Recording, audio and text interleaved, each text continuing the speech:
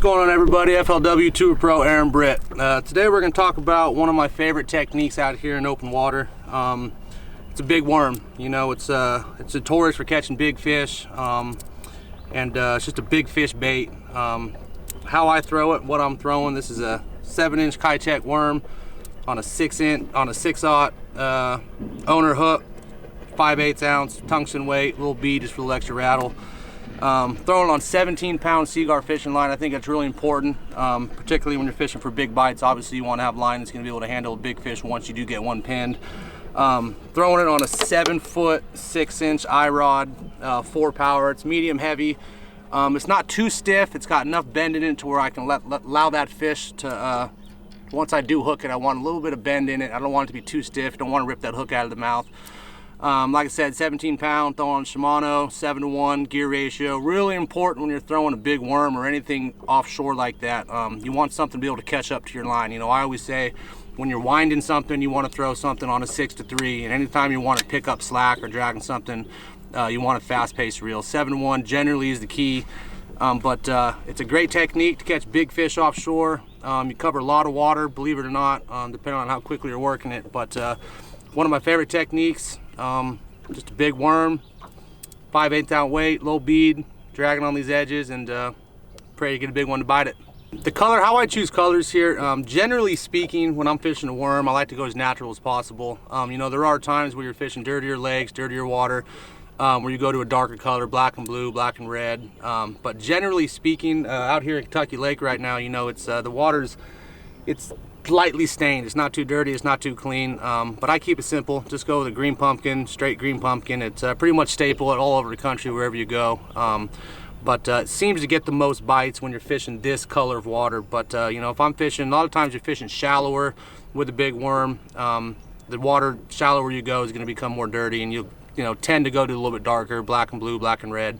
But generally speaking, just your old-fashioned green pumpkin, red flake, or green pumpkin, brown, any of those colors are going to be your best bet. You know, and when rigging these big worms like this, I don't like pegging them. You know, anytime you're fishing offshore, I like that weight to slide, and I'll tell you why. Because a lot of times what happens is this weight will come over the rock first, and this bait will follow behind it, which is just a much more natural presentation.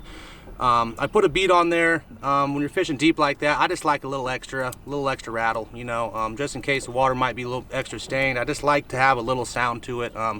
Sometimes it'll entice the fish to bite, even if they're maybe not be hungry. Throwing it on a 5/0 owner, wide gap hook, and this is a 7-inch. This is a Kitech. A lot of guys don't realize that Kitech makes these big paddle tail or these big curly tail worms here, and it's just, as big as it looks, it's actually fairly subtle. You know, like I said, it's just one of my favorite techniques to throw out here on these ledges and rocks. It just gets big bites. When choosing a weight too, you know, I think it's paramount when you're fishing any deeper than 15 feet. I like to go minimum a 1/2 ounce. This is 5/8 ounce. This is just a tad bit bigger than a 1/2 ounce. And usually when deciphering what weight to pick, the number one thing you're looking for is you want to be able to feel bottom. Bottom contact is paramount when you're fishing offshore, for a couple of reasons. One, obviously to feel what kind of bottom you're fishing. You know, a lot of times guys will use too light of a weight, and they'll be dragging it, and you don't get to feel what you're feeling, what you're fishing. And it's important to me to know exactly what I'm fishing. The harder, the better. And another reason that to get down there. You know, obviously, I mean, very, very seldom will your fish bite this on the fall, so you're not really too concerned of how quickly it gets to the bottom. So when you're fishing deep, I like my bait to get straight down to the bottom, and I want to be able to feel when I'm fishing. And when you use a 5/8 ounce, that's exactly what you get. And especially tungsten too. I think a lot of guys still use lead. You feel the bottom, but tungsten really, really allows you to feel exactly what you're fishing. And again, it's just so important to do that when you're out here fishing these deep lakes. So what we're doing here is out here in Kentucky Lake, fishing a ledge here, basically in the mouth of a big creek. Throwing a Kitech worm here, just a big 7-inch curly tail worm. One of the most important things about throwing these worms on these ledges is the position of your boat. You know, a lot of times you can get too close or too far off, and your cast is not going to be appropriate, as I would call it. You know, generally doing this, you want to make a cast which you're going to bring that bait through the most fish during the cast. So What I'm doing, like I said, is just fishing a ledge and boats in 20 feet here.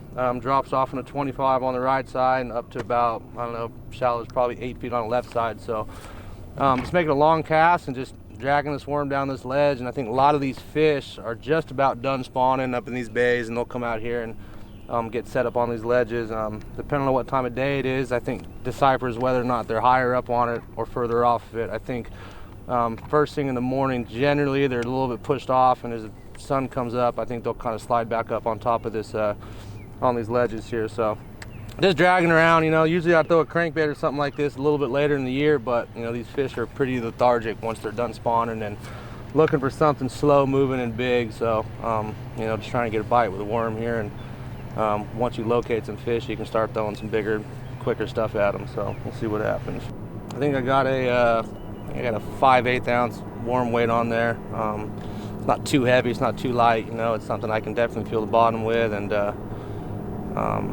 allows me to get that worm out there pretty good too. So I always have my rod tip out and pointed in front of me. You see a lot of guys that will do this to the side, which is necessary if the wind's blowing, but when it's calm like this, I like to keep that rod tip right in front of me, and I'll pull it up to about right there. Once you start going any higher than that, a lot of times what happens is you get about right there and you get a bite, and it takes all that time to reel down. So the closer your rod is to the zone, the quicker you can get down and set the hook, and you don't have to waste as much time reeling your slack up. So I tend to keep my rod tip, you know, I don't ever go too much higher than about whatever degree that is right there.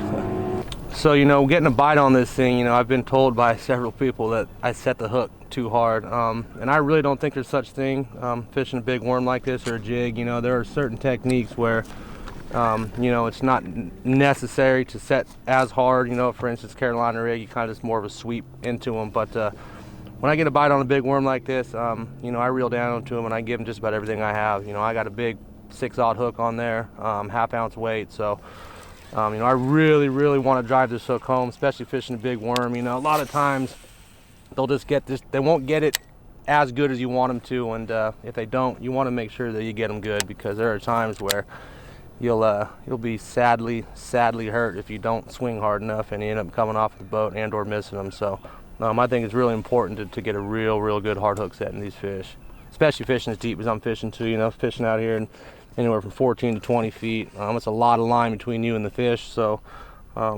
anytime you get a bite, you want to make sure you give it to them. You know, another good thing about throwing this worm is that you know, it works all day. You know, there are certain baits where they're very situational. You know, you got to throw them at a particular time of the day, whether it be in the morning, prior to the sun coming up. But the good thing about a worm is that it's just a big, easy meal, and they eat it all day. You know, whether a fish is active, whether they're actively looking to eat something, or if they're just lethargic. You know, post-spawn fish generally want something very slow moving. They don't want to put a lot of effort into it. And it just works all day. And it's a good thing about that worm, because like I said, there are certain baits where you have to wait for a particular time of the day for it to succeed and excel. But worms, it's just nice because you can throw it all day, you know, and you can fish it from any depth zone from 2 feet to 40 feet. So it's just a good bait to throw, not only to get bites, but to get big bites as well. So if you guys are looking to get bites, looking to get a lot of bites, and looking to get big bites, a worm is really the best way to go when you're fishing out here deep like this. You know, like I said, it's just a good bait to start with. If you're just starting to fish, if you're just, you know, if you've been fishing for a long time, it's a bait that will continuously get bit throughout the day and just about all times of year. So thanks for watching. Aaron Britt here once again. Hope you guys catch a lot of fish and hope you guys learn something.